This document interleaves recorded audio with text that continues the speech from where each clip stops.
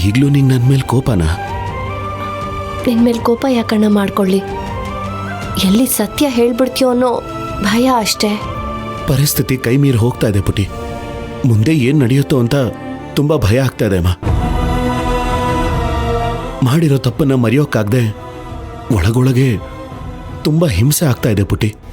ಅಣ್ಣ, ತಪ್ಪೇ ಮಾಡಿಲ್ಲ ಅಂದಮೇಲೆ ಹಿಂಸೆ ಯಾಕಣ್ಣ? ಅದೆಲ್ಲ ನಿನ್ ಭ್ರಮೆ ಅಷ್ಟೇ. ಇದರಲ್ಲಿ ನೀನ್ ತಪ್ಪೇನೂ ಇಲ್ಲ. ನಿಂದು ಮಾತ್ರ ಅಲ್ಲ, ಜ್ಯೋತಿದು ಏನೂ ತಪ್ಪಿಲ್ಲ. ಹಾಗಿದ್ಮೇಲೆ ನೀನ್ ಯಾವುದಕ್ಕೂ ಏನಕ್ಕೂ ಹೆದರೋ ಅವಶ್ಯಕತೆ ಇಲ್ಲ. ನೀನ್ ತಪ್ಪು ಮಾಡಿದ್ಯಾ ಅನ್ನೋದಕ್ಕೆ ಯಾವ ಸಾಕ್ಷಿ ಇದೆ? ಯಾವ ಸಾಕ್ಷಿ ಇಲ್ಲದೆ ಇದ್ರೂ ಮನಸ್ಸಾಕ್ಷಿ ಅನ್ನೋದು ಇದೆಯಲ್ಲಮ್ಮ. ನಾವ್ ಯಾವುದಕ್ಕೆ ಹೆದರ್ಲಿಲ್ಲ ಅಂದ್ರೂ ಮನಸ್ಸಾಕ್ಷಿಗೆ ಹೆದರ್ಲೇಬೇಕಲ್ವಾ? ಅಣ್ಣ, ಹಾಗೆಲ್ಲ ಏನೂ ಇಲ್ಲ ಅಣ್ಣ. ಸ್ವಲ್ಪ ಧೈರ್ಯವಾಗಿರು, ಎಲ್ಲ ತಾನಾಗೆ ಸರಿ ಹೋಗುತ್ತೆ. ಏನ್ ಸರಿ ಹೋಗುತ್ತಮ್ಮ?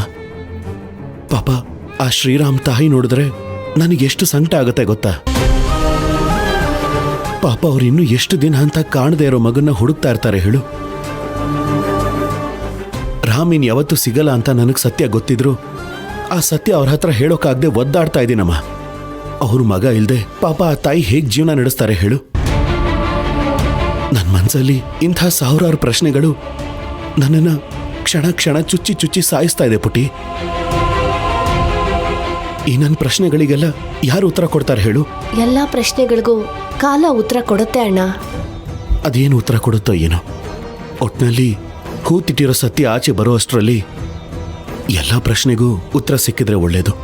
ಅಣ್ಣ, ಈ ಜಂಜಾಟನೆಲ್ಲ ಮರೆತು ಇವತ್ತು ಮೊದಲನೇ ದಿನ ನಿನ್ ತಂಗಿ ಪಂಚಾಯಿತಿ ಆಫೀಸ್ಗೆ ಕಾಲಿಡ್ತಿದ್ದಾಳೆ. ನೀನ್ ನನ್ನ ಜೊತೆ ಬಂದು ಸಂತೋಷವಾಗಿ ನನಗೆ ಆಶೀರ್ವಾದ ಮಾಡೋಣ. ಹೌದಲ್ವಾ? ಛೇ, ನಾನಿದನ್ನು ಮರ್ತೇ ಬಿಟ್ಟಿದ್ದೆ ನೋಡು. ಇಂಥ ಸಂತೋಷದ ಸಮಯದಲ್ಲಿ ಜ್ಯೋತಿನೂ ನಮ್ಮ ಜೊತೆ ಇದ್ರೆ ಎಷ್ಟು ಚೆನ್ನಾಗಿರುತ್ತಲ್ವಾ? ಪುಟಿ, ಹೋಗೋ ದಾರಿಯಲ್ಲಿ ಹಾಗೆ ಅವಳನ್ನು ಕರ್ಕೊಂಡು ಹೋಗೋಣವಾ? ಪ್ರಯೋಜನ ಇಲ್ಲ ಅಣ್ಣ, ಅವಳು ಬರೋದಿಲ್ಲ. ಅಲ್ಲ ಪುಟಿ, ಒಂದ್ಸಲ ಪ್ರಯತ್ನ ಪಡೋದ್ರಲ್ಲಿ ತಪ್ಪೇನಿದೆ?